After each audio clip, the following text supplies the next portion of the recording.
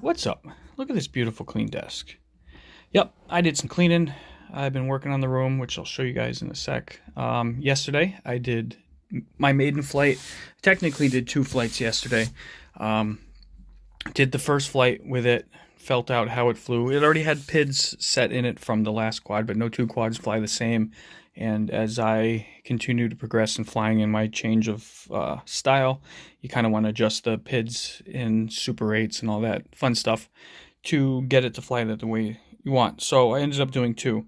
The first flight, I noticed I had more static than I wanted in my FPV feed. And so I came back in, took it apart, and I'll actually grab it real quick. So this antenna may not stay. This is just kind of horsing around. Anyway, so it's got a IPX off the VTX02, and it's got a antenna wire that goes to the RP, SMA, or RM, whatever the hell it is, and then the antenna goes on it. I had it farther back under the sticker, and because I had a longer cable, and I couldn't figure out what was wrong. As soon as I took the top plate off, flipped it over, and grabbed it, it was actually broken right at the connector, and on the bottom it was bent back. It was an older one. I thought it was good. That was my fault. I did have some shorter ones, but that led to its own issue, as in I could not use the hole that I have back here. So I may turn around and order one. It had a hole, right size, sort of, just had to round it a little bit. So it looks kind of funny, but who cares? It's not about that. So I either will put the nub back on and fly it, or this. I don't know. If I can fly that down, I don't care. But it kind of has room for it. This isn't going through trees and stuff like that, so I'm not worried about it. But I adjusted the PIDs just a tiny bit, and I got it, like, excuse me, I feel like I've got it really dialed in. I went to Home Depot yesterday to pick up a couple things, and the main thing was to get Velcro, or that Sherlock tape, for the GoPro mount, and forgot it. So I had to go back, and I got the GoPro mount on it. It is affixed with the Sherlock tape on both ends very well. It's snug as hell. I mean, in a hard crash, yes, it would pop off. In mild crashes, it probably wouldn't. Stuff when you and locks in, it just bites super well. I got the mount on here. I do not have any angle on it. I'm going to see. I may have to. All the other ones, I don't fly super fast, but not also. They don't have these beasts on it. So I'm still kind of feeling out how this flies and the power bands within the motors, which props I'm going to fly with, all that jazz. So it's still in the works. I'm going to try today if it warms up a little bit more. Yesterday, just super cold. It was 7 degrees, 8 degrees when I went out to fly, so it was not fun. But it's done. It's flying super good. I have not flown it with the GoPro on, or just, physically on, to see the weight change. And that's a neat little tip for you guys. Where's my battery? So obviously, when you put your battery on, you want to plop it on there and kind of balance it so the weight is distributed evenly. When you put a GoPro on, you're adding more weight to the front. So I tend to put the battery a little farther back, and then I kind of hold it where my thumb is, another finger there, to see where it balances so the quad isn't fighting itself. Yeah, my computer just came up. Sweet. But yeah, so that's a perfect little trick for you. So like I said, you can see picking it up in the center ballpark area that it's nose heavy. So I would definitely do it back. But check this out. I added 2 more shelves so I can get all the quads off my desk. All the little ones are up there. Let me see if I can get up here. And that's when OCD kicks in, and I absolutely have a pain in the ass time of which way to organize them. I have literally done it 5 times, like the cinematic stuff.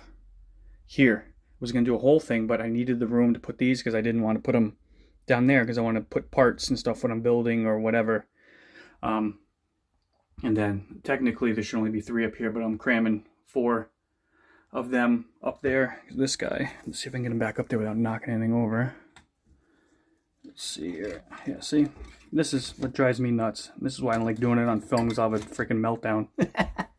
It fits. It'll do for now. I was thinking about maybe hanging one underneath here or putting one up flat on the wall just to kind of complete the look of it. But it's there. I am happy. I'm going to do 2 shelves instead of 3. I think it looks good. I may have to put some lighting. I may do some lighting up there. Do something either on the top there or on here that brings more light down to shine on them. I switched out and I got some 100-watt LED bulbs here, so my workstation, and hopefully it translate well through the camera. It's super bright here, so building will be much easier now. All the freaking dust from that. But I'm gonna do a contest slash giveaway slash something. I got a couple things that I am not using anymore that are in great shape, and I want to help the cause. And hold on, let me type in my password here. I forgot what it was. Probably got it wrong. Anyway, I have moved everything over to Spectrum, so everything is on the one remote, and I am not using this remote anymore, and I would like to donate it to the cause. I'd like to see who's interested. This is FlySky. I don't have any receivers. There's a couple receivers out there. You can get minis, full size, one with telemetry and all that. The trick with this one, from the gentleman Space FPV that donated it to me, said if you get all the same receiver and every one that you attach to this, you can have an infinite amount, because it only holds 5 in here. So if you were to put, you know, Evo, Enigma, the Catalyst, blah blah blah, you'd only be able to do 5 if they were all different, which limits you if you fly a bunch of stuff. If you only get a couple, then it doesn't matter. But if you would like to put multiple on here, like I was doing, I was running the micro receiver, and it's all the same, so they're all bound. And then when you turn it on, you're only running one quad at a time. It initializes like everything else. You go out and fly.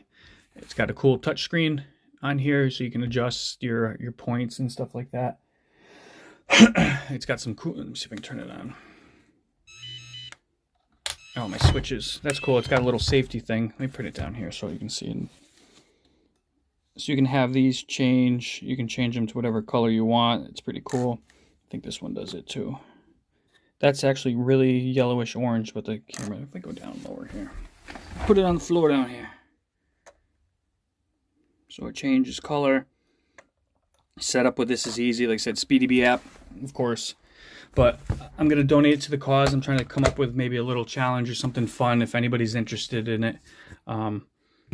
We can have a little contest, flight challenge type deal, and give it away. I'm going to go through other stuff and see who else and what else I have to help donate to the cause to keep everybody going.